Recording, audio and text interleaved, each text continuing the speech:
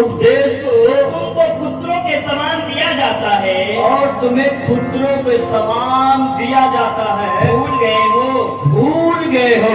हे मेरे पुत्रों, हे मेरे पुत्र, प्रभु की ताड़ना को हल्की बात न जान। जब वह तुझे घुड़के तो साहस न छोड़। तब साहस ना छोड़ना। ध्यान सुने, यहाँ पे क्या लिखा, 5 आयत पे भी ध्यान दे। तुम्हें कैसा संदेश दिया जाता, पुत्र के समान। कैसे, कैसे उपदेश दिया जाता है? तुम्हें पुत्र के समान क्या है, उपदेश दिया जाता है। और आगे लिखा कि तुम उस उपदेश को क्या किया, भूल गया। जब भूल गया तो वहीं पर हमारे लिए समस्या खड़ी हो जाती है। आपको एक बार मालूम है, यीशु ने कहा चेले लोगों से, आओ हम पार चलें, हाँ या ना? और चेले लोगों ने नाव से जब चलने लगे तो बीच में क्या आ गया, आंधी और तूफान। और वहां पे जब आंधी तूफान आ गया, वो जोखिम में पड़ गए। वो चिल्लाने लगे, हम नाश में जा रहे हैं, प्रभु क्या तुम्हें चिंता नहीं? उस प्रभु को जगाया और प्रभु ने आंधी और तूफान को डांटा और वो शांत हो गया, बड़ा चैन हो गया। प्रभु ने उनको कहा, हे अल्पविश्वासी, तुमने क्यों संदेह किया? तुमने क्या अब तक विश्वास नहीं? क्या अब तक विश्वास नहीं? यीशु ने बोला था, आओ हम पार चले। इस शब्दों को लोगों ने क्या किया, भूल गए और इसलिए लोग जोखिम में पड़ गए। प्रभु के शब्दों को भूल जाना, वहीं पे समस्या है।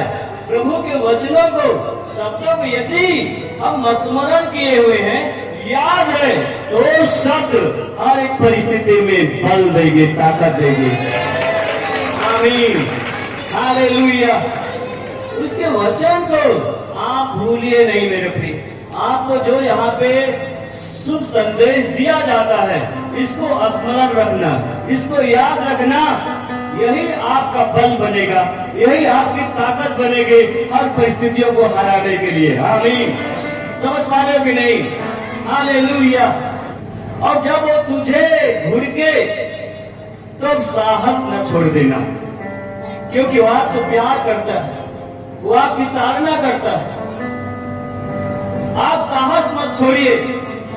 आपको स्थिर करने के लिए घुड़केगा, वो डांटेगा एक पिता, लेकिन साहस को नहीं छोड़ना। आमीन।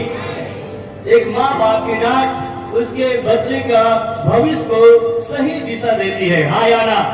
एक माँ बाप की डांट फटकार एक पिता के लिए क्या, एक पुत्र के लिए क्या बन जाती है, सही दिशा बन जाती है। और वही अगर माँ बाप यदि उसकी गलती पे ना डांटे तो इस जो पुत्र का जो भविष्य है वो बेकार हो जाएगा, अंधकार में चला जाएगा, हाँ या ना? वो पाप में जीवन को जिएगा, गुनाह में जीवन को जिएगा। इसलिए हर एक माँ बाप जब अपने पुत्र को डांटता है, किस लिए? उसका भविष्य सही हो। आमीन। आगे 6 वचन क्या कहता है? क्योंकि प्रभु जिससे प्रेम करता है, प्रभु जिससे प्रेम करता है, उसकी ताड़ना भी करता है, उसकी ताड़ना भी करता है। और जिसे पुत्र बना लेता है, और जिसे पुत्र बना लेता है, उसको कोड़े भी लगाता है, उसे कोड़े भी लगाता है। आमीन। तो जो पिता जिससे प्रेम करता है, उसे क्या करता है? ताड़ना देता है। और पुत्र बना लेता है तो उसे क्या लगाता है? कोड़ा। और पिछले संडे में एक प्रचार को किया था, जो माँ बाप अपने बच्चे पे छड़ी नहीं चलाता, उसका क्या होता है? बैरी, है ना? क्या बन जाता है? और उसकी स्वतंत्रता उसके लिए गलत साबित हो जाती है। यदि पुत्र के ऊपर ताड़ना नहीं पड़ी है तो याद रखिएगा कि वो क्या है। वचन 8 क्या लिखा हुआ है? यदि तुम पर ताड़ना नहीं पड़ी, कोड़े नहीं लगाए गए, तो आप कौन सी संतान ठहरे? वचन में लिखा, व्यभिचार की संतान ठहरे, पाप की संतान आप ठहरा। ताड़ना अगर नहीं पड़ी तो याद रखे मेरे प्रिय भाई बहन। और नीचे लिखा कि यदि शारीरिक एक जो पिता है, वो जब हमें डांटता है, हमें फटकारता है, अनुशासित करता है, बेटा इस दिशा में आपको चलना है, बेटी इस दिशा में चलना है, वो डांटते हैं, हम उनके अधीन रहते हैं, अनुशासन में रहते हैं। परिवार में हर एक लोग अनुशासन से गुजरता है, हाँ या ना?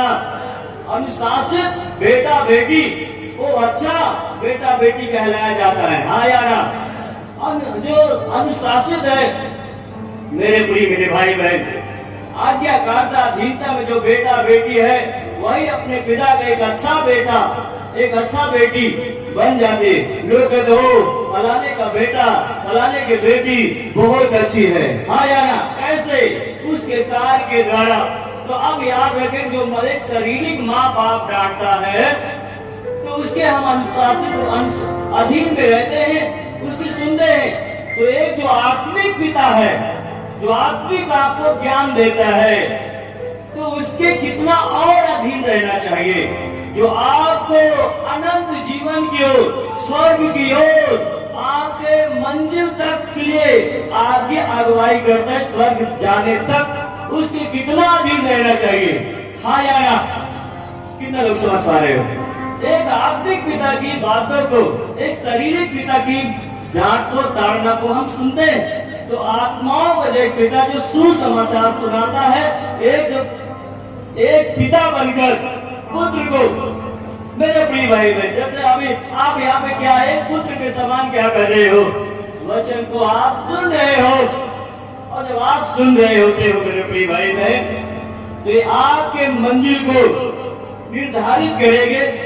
आपका जो लक्ष्य होगा उस लक्ष्य तक आप जा पाओगे यीशु के नाम में।